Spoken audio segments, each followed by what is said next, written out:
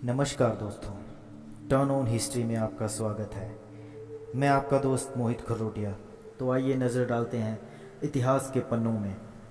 इतिहास में जुड़े कुछ ऐसे राज, कुछ ऐसी कहानियाँ जिन्हें शायद हमने बचपन में ही सुना हो, लेकिन बाद में कहीं ना पढ़ पाने के कारण इन्हें कई लोग बार हम भूल भी गए हों।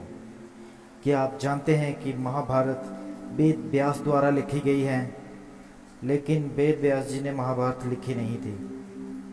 महाभारत के असली लेखक भगवान श्री गणेश जी हैं, लेकिन अधिकतर बार कई बार माना गया है कि महाभारत के रचयिता वेद व्यास जी हैं। गणपति बप्पा देवताओं में सबसे लोकप्रिय देव हैं, जो भक्तों में अनेक मनोहारी रूपों और नामों से पूजे जाते हैं, और इनके हर नाम से जुड़ी कथाएं भी उतनी ही रोचक हैं। भगवान गणेश का ऐसा ही एक नाम है, एक दंतधारी, जिसके पीछे एक नहीं बल्कि तीन तीन कथाएं प्रचलित हैं। इनके एक दंतधारी कहलाने की एक कथा का वर्णन भविष्य पुराण में मिलता है, जिसके अनुसार बाल्यकाल में इतने नटखटपन से परेशान होकर इनके ज्येष्ठ भ्राता कुमार कार्तिकेय ने इनका दांत तोड़ दिया था। दूसरी गाथा ये है कि परशुराम जी के फरसे से इनका दांत टूट गया था। इसके अलावा एक और कथा भी है जिसमें प्रसंग महाभारत से जुड़ा है। महाभारत का लेखन श्री गणेश ने किया था, ये बात तो आप शायद जानते हो, लेकिन महाभारत लिखने से पहले उन्होंने महर्षि वेद व्यास के सामने एक शर्त रखी थी। इसके बारे में कम ही लोग जानते हैं। इस शर्त से ही जुड़ा है गणेश जी का एक दंतधारी कहलाने का रोचक प्रसंग। महर्षि वेद व्यास महाभारत नाम के महाकाव्य की रचना के लिए वे एक ऐसा लेखक चाह रहे थे जो उनके विचारों की गति को बीच में बाधित ना करे। इस क्रम में उन्हें बुद्धि के स्वामी भगवान गणेश की याद आई, और उन्होंने आग्रह किया कि श्री गणेश उनके महाकाव्य के लेखक बने।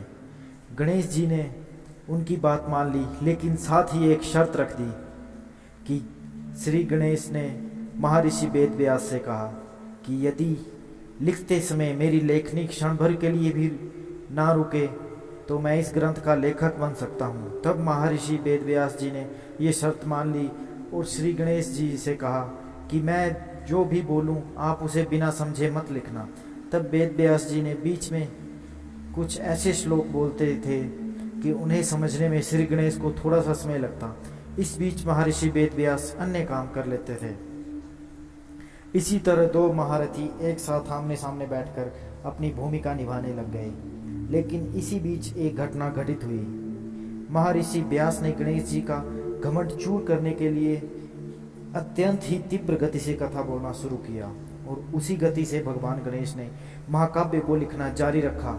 पर इस गति के कारण एकदम से गणेश जी की कलम टूट गई और ऋषि की गति के साथ तालमेल बनाने में चूकने लग गए।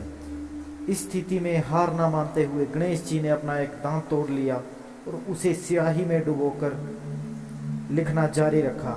ये देख ऋषि समझ गए कि गजानन की त्वरित बुद्धि और लगन का कोई मुकाबला नहीं है, और उन्होंने गणेश जी को नया नाम एक दंत दिया। साथ ही गणेश जी भी समझ गए कि उन्हें अपनी लेखन की गति पर थोड़ा अभिमान हो गया था, और वे ऋषि की क्षमता को कम आंक रहे थे।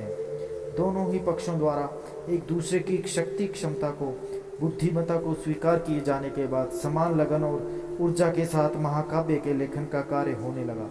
कहा जाता है कि इस महाकाव्य को पूरा होने में 3 वर्ष का समय लगा। इन 3 वर्षों में गणेश जी ने एक बार भी ऋषि को एक भी क्षण के लिए रुकने नहीं दिया था। क्या आप जानते हैं कि ये लेखन गणेश जी और महर्षि द्वारा कहाँ लिखा गया? व्यास पोथी नामक स्थान बद्रीनाथ से 3 किलोमीटर की दूरी पर उत्तराखंड के माणा गांव में स्थित है। यहाँ महाभारत के रचनाकार महर्षि वेद व्यास जी की गुफा है। इनके समीप ही गणेश गुफा है, और मान्यता है कि इसी गुफा में व्यास जी ने महाभारत का मौखिक रूप दिया और गणेश जी ने उसे लिखा। जहाँ ये कथा लिखी गई वह गुफा अलकनंदा और सरस्वती नदी के संगम तट पर मौजूद है। माता पार्वती और भगवान शिव के पुत्र गणेश जी मंगलकर्ता और ज्ञान एवं बुद्धि के देवता माने जाते हैं। इसलिए जब भी कोई नया काम शुरू किया जाता है तो सबसे पहले गणेश जी का स्मरण किया जाता है। वेद व्यास जी ने महाभारत महाकाव्य की रचना शुरू की तो उन्होंने सिर्फ गणेश जी का ही स्मरण किया और गणेश जी इसके लिए तैयार भी हो गए। कहा जाता है कि यहाँ गुफा में रहकर वेद व्यास जी ने सभी पुराणों की रचना भी की थी। व्यास गुफा को बाहर से देखकर ऐसा लगता है मानो कई ग्रंथ एक दूसरे के ऊपर रखे हैं, इसलिए इसे व्यास पोथी भी कहते हैं। माना जाता है कि उत्तराखंड में अवस्थित पांडुकेश्वर तीर्थ में अपनी इच्छा से राज्य त्याग करने के बाद महाराजा पांडु अपनी रानी कुंती और माद्री संग निवास करते थे और इसी स्थान पर भी गणेश जी और महर्षि द्वारा महाकाव्य महाभारत की रचना की गई। तो दोस्तों, ये थी गणेश जी और महर्षि वेद व्यास जी द्वारा महाभारत लिखने की कहानी। उम्मीद है आपको कहानी पसंद आई होगी। इतिहास की और भी रोचक कहानियाँ और तथ्यों को जानने के लिए टर्न ऑन हिस्ट्री को लाइक सब्सक्राइब करें और हाँ, बेल आइकन को प्रेस करना ना भूलें।